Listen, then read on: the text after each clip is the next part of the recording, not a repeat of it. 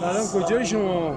بازم تشکر میکنم از کسایی خیابان شیرازی جهت تعطیل کردن مغازه‌هاش و حضور علما، روحانیت، همه عزیزان داوران و برادران که در این نشریه با شکوه حضور پیدا کردن، خانواده‌های معزز و معظم شهدا.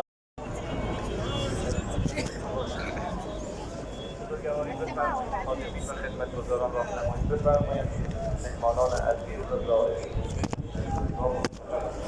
هدیه کنید به ارواح زکیه شهدامون، مخصوصا شهید مظلوم اسلام و محمد اصلانی، ذکر شریف صلوات دیگری بر محمد و آل محمد.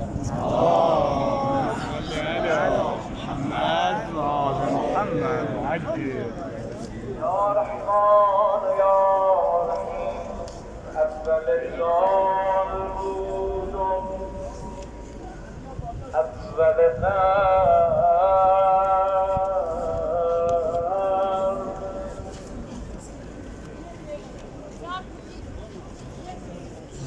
اول سال بودم، اول قرن.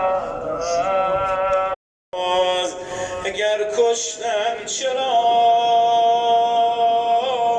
خاکت نکردم، جانم کفن بر جسم سعد چاکت نکردم. با همه وجود بگید یا حسین.